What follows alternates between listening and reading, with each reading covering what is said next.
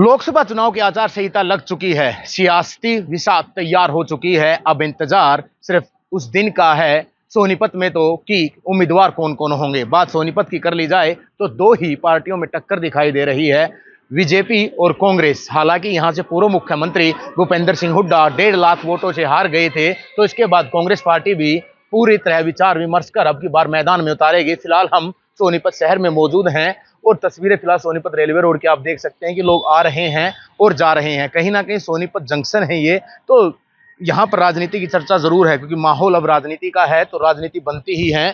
और राजनीति शायद इस तरह की भी होती है कि लोग बात ये करते हैं कि वोट किसे दी जाए, क्योंकि अब लोकसभा के चुनाव हैं और प्रधानमंत्री बनना है। देश की सबसे बड़ी पंचायत है, तो उसके साथ साथ ये भी हम कह सकते हैं कि पंचायत सबसे बड़ी है, तो चुनाव भी बड़े हो सकते हैं। तो कहीं ना कहीं ये देखने को जरूर मिल रहा है कि वहाँ जो अंदेशा है कि बीजेपी पार्टी है और कांग्रेस पार्टी जिस तरह की है, बात कर लेंगे। सबसे बड़ी बात होती है कि मेडिकल स्टोर पर हम हैं। सर, अब की बार वोट किसको? अब की बार तो हमारी वोट तो वैसे बीजेपी को ही है।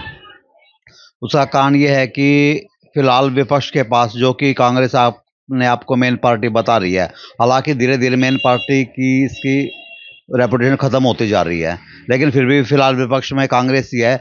आज तक इसके पास ना तो कोई ढंग का अध्यक्ष है, ना कोई ऐसा कोई नेता है कि जो आगे आके अपने पार्टी को आगे ला सके। जितने नेता थे या तो रिटायर हो चुके हैं या उन्होंने कांग्रेस पार्टी छोड़ दी है। सिर्फ आज भी लोगों के मन में धारणा ये है कि माँ और बेटा ही इसी पार्टी को चला रहे हैं। इसके अलावा हमारे को तो लगता नहीं कि कांग्रेस देश के लिए कुछ कर पाएगी या देश को संभाल पाएगी। तो कहीं ना कहीं आपकी इंटरेस्ट वही है कि बीजेपी पार्टी ने जो काम किए अच्छे काम हैं और कांग्रेस पार्टी खुद ही स्टैंड नहीं कर पाई। या बीजेपी पार्टी ने काम तो ऐसे किए हैं कि जो आगे आने वाले 50 सालों में भी कोई नहीं कर पा रहा था। खाली कांग्रेस पार्टी एक तो राम मंदिर और एक धारा 370 को लेके जो राजनीति कर रही थी, वो भी बीजेपी ने मुद्दा वो खत्म कर दिया है। इसके अलावा सीए, अभी तो ऐसे ऐसे बहुत से कानून आने हैं जो कांग्रेस पार्टी भविष्य में कभी नहीं करेगी, और बीजेपी से लोगों को उम्मीद है कि ये काम आगे होंगे। जैसे धारा 370 हटाई और राम मंदिर बनवाया बीजेपी ने, ऐसे ही है कि बीजेपी पार्टी आगे आगे ऐसे काम करेगी और लोगों का विश्वास उस पर ज्यादा हो गया।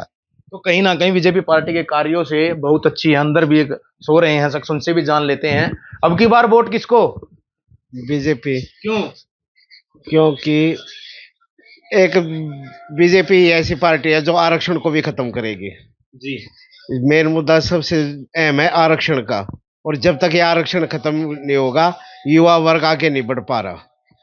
मैं चाहता हूँ आरक्षण खत्म किया जाए। तो कहीं ना कहीं जो बीजेपी है उसमें भी आस्था लोगों की दिखाई दे रही है। और सोनीपत शहर की बात कर ली जाए तो रेलवे रोड पर हम हैं और वहीं पर जो कहना यही है कि राम मंदिर हो या धारा 370 हो, उसको हटाने का एक अच्छा कार्य किया गया है। तो आगे भी दुकानदारों से बातचीत हमारी लगातार जारी रहेगी कि आखिरकार बीजेपी पार्टी से या फिर कांग्रेस पार्टी में अब की बार जो लोग हैं वो रुचि दिखाएंगे, क्योंकि अभी तक ना बीजेपी का और ना ही कांग्रेस का उम्मीदवार यहाँ से नहीं आया है। अभी हम आगे चलेंगे और जानने का प्रयास जरूर करेंगे कि अब की बार वोट किसको। अब की बार वोट किसको अंकल जी? ये चीजें बताने की थोड़ा होती हैं। फिर भी किसी को तो दोगे? नहीं नहीं, ये तो भाई ऐसा है, ये तो गुप्त सौदा होता है ना। नहीं नहीं, वोटर तो बता ही सकते हैं कि वोट किसको देंगे। नहीं नहीं नहीं, फिर भी कुछ तो मन बना होगा किसको किया जो अच्छा कार्य करेगा उसको। भाई मन तो बीजेपी के साथ ही है। जी। क्या कारण है? वही कारण 10 साल में काफी सुधार हुआ है।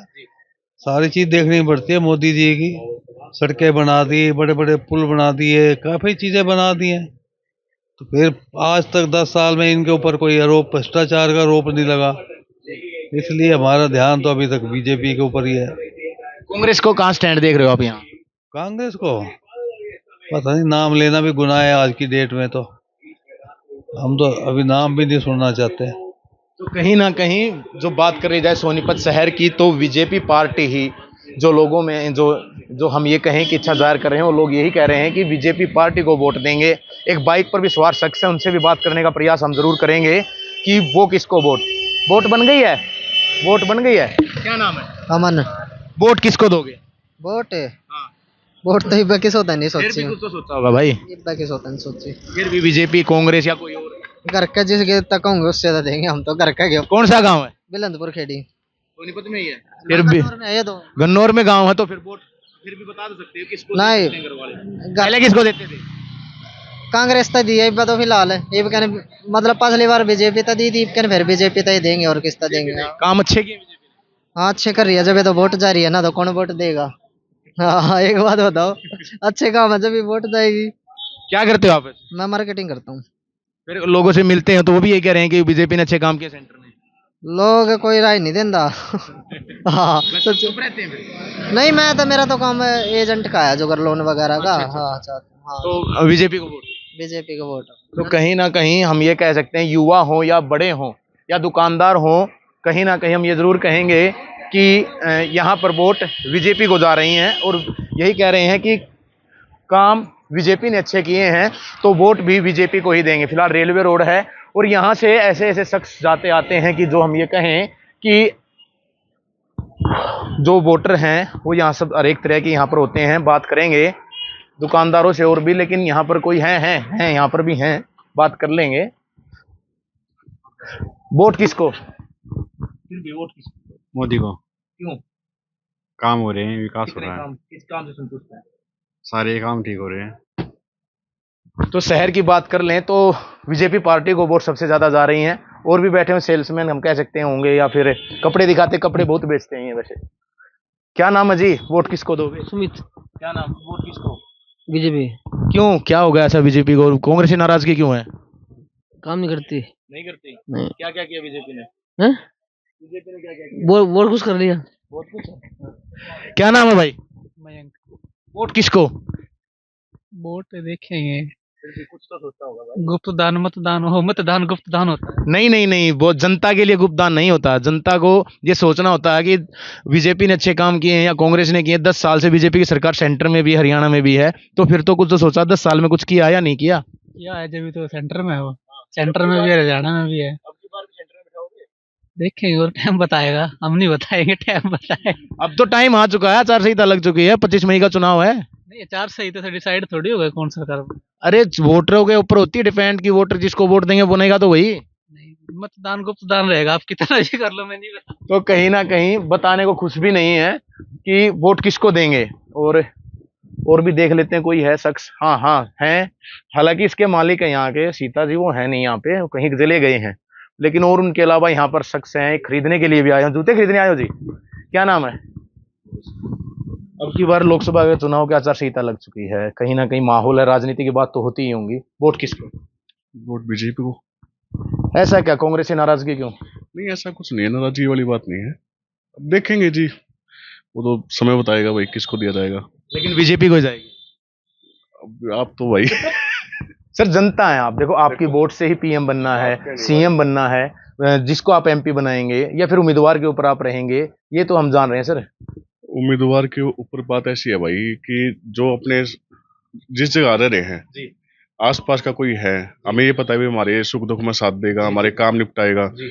अब कोई दूर दराज का बना दिया, उसका क्या फायदा भाई? यानी कि बाहरी नहीं, अपने यहाँ का जैसे नहीं, यहाँ का जो भी अपना उसको सपोर्ट जाएगी भाई, जो अच्छा काम करेगा चाहे कोई भी। जो हाँ मेन तो काम ही है। फिर भी 10 साल के जो कार्य रहे सेंटर में, जो भी बीजेपी ने किए, उनसे कितना संतुष्ट? देखो काम तो किए ही है, ये तो सभी को दिख रहा है। लेकिन आपका कहना ये है कि चाहे बीजेपी हो या कांग्रेस, उम्मीदवार को भी देखेंगे। उम्मीदवार को भी देखा जाएगा भाई, उम्मीदवार कैसा है, कौन है अपने। एक तो बना दे किसी को भी भाई, और बाहरी आदमी, क्योंकि एमपी का तो ऐसा ही होगा ना भाई। एक तो स्पोर्ट लोकल जनता जाए ना सके। हाँ, मेन तो यही ना कि हमारे आसपास का हो, हमारे कम से कम टच में तो रहे ना, केवल वोट के उसमें ना रहे कि भाई वोट आ गए, इलेक्शन आ गए, अपना आ गए, फिर गायब हो गए। तो कहीं ना कहीं उम्मीदवार के ऊपर भी बात रहने वाली है कि उम्मीदवार किसको उतारा जाता है।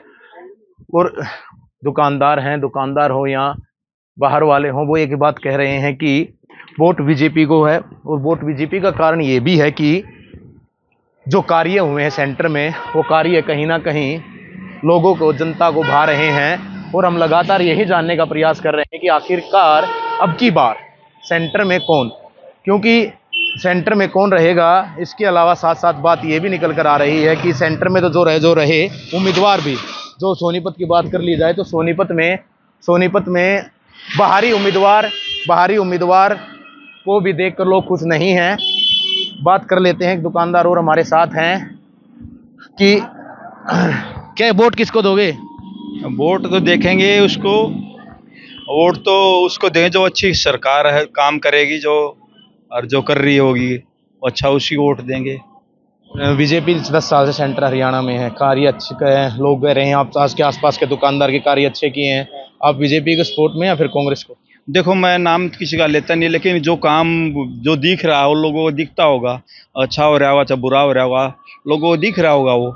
लेकिन हम तो विकास जहाँ होगा वहीं देंगे वोट। हमें ये नहीं होता भाई कोई कास्ट से रिलेशन है या फिर किसी उससे है, तो हम तो विकास चाहिए, हमारे बच्चों को भी विकास ही चाहिए आगे, और क्या चाहिए उनको। अगर जो कार्य अच्छे करेगा उसको कार्य अच्छे करेगा ना उसी को वोट देंगे। और उम्मीदवार चेहरे भी डिपेंड करेगा ना उम्मीदवार हमने अब देख लिया, क्योंकि हम देख रहे हैं कि अपने हमने मतदाता पहले भी बने हुए हैं हम, और वोट दी हमने पहले भी, पर लेकिन अब थोड़ा दिमाग विकसित हुआ है, उसमें पता लग गया है कि भाई चेहरा तो बस अब पहले वाली बात नहीं थी। पहले भाई चेहरा था तो उससे हम राजनीतिक गुलाम बन जाते थे किसी के, अब भाई हमने वो काम लेना है या वो लेना है। अब तो पता है जिसको काम होगा, तो आजकल ये ट्रेंड चल ही रहा है भाई, अब तो सेंटर से ही चलता है जो कुछ होता है, और सेंटर से में ही फायदा होता है। मैं देखा, ये मेरी पर्सनल वो है कि अगर राज्य को विकास चाहिए तो उसमें सेंट्रल से ज़्यादा वो उम्मीद होती है, तभी होती है उम्मीद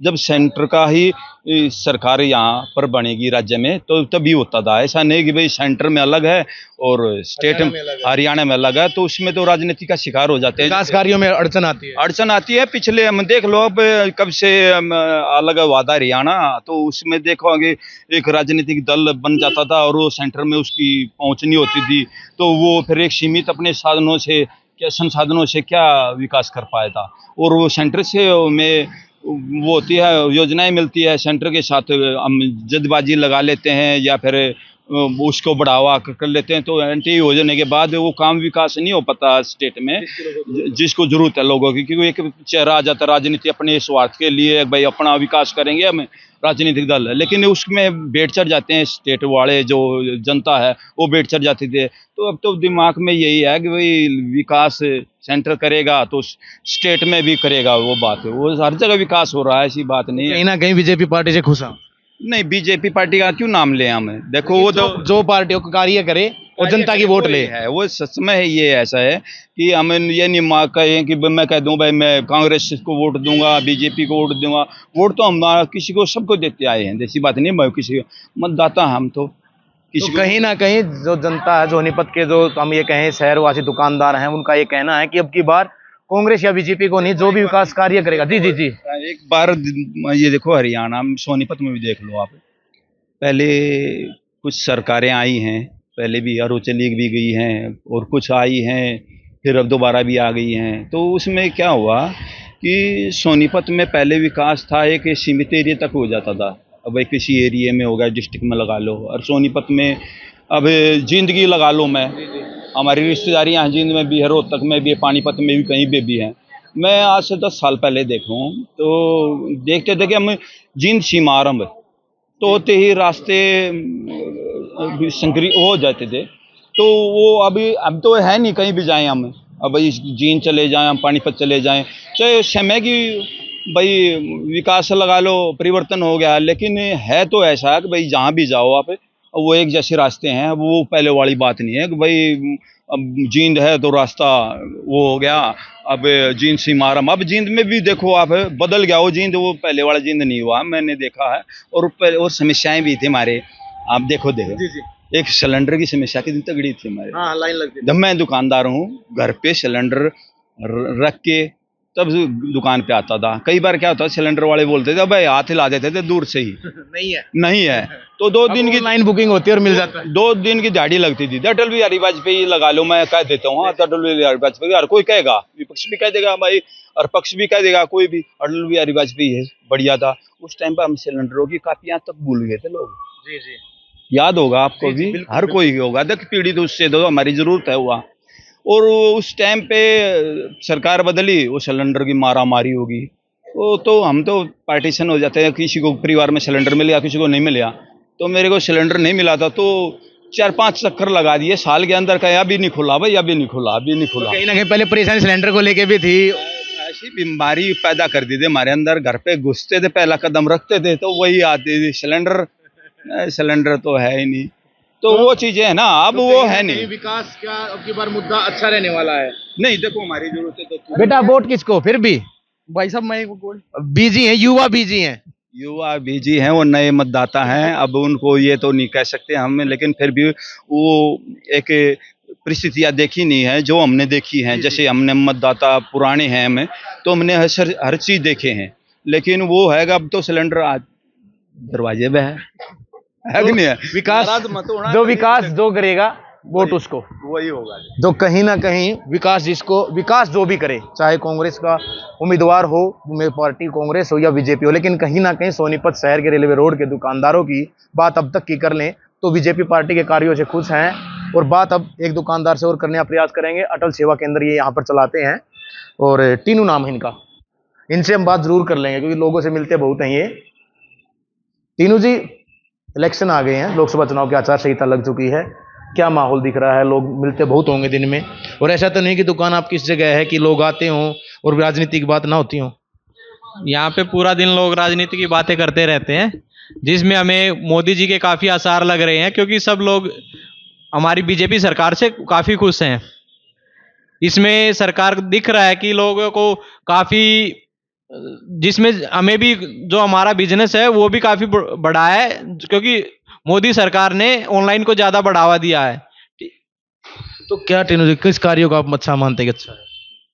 मोदी सरकार में जो भी कार्य हुआ है सभी चाहे रोजगार के तरफ ध्यान दे या कि हमारे देश की उन्नति की तरफ ध्यान दे या बिजनेस की तरफ ध्यान दे, तो हमारी मोदी सरकार की तरफ से यही उम्मीद है कि भाई आगे आने वाले दिनों में भी अच्छा ही काम होगा। कांग्रेस नहीं कर पाई? कांग्रेस सरकार में इतना अच्छा काम नहीं हुआ था, नहीं तो ना तो रोजगार मिल पाए थे लोगों को, ना ही ऐसा नौजवान लोगों को ऐसा रोजगार मिल पा रहा था। तो कहीं ना कहीं सोनीपत शहर की बात कर ली जाए तो दुकानदारों की जो आस्था है बीजेपी पार्टी में, और कहना यही है कि कांग्रेस पार्टी वो कार्य नहीं कर पाए जो बीजेपी कर गई।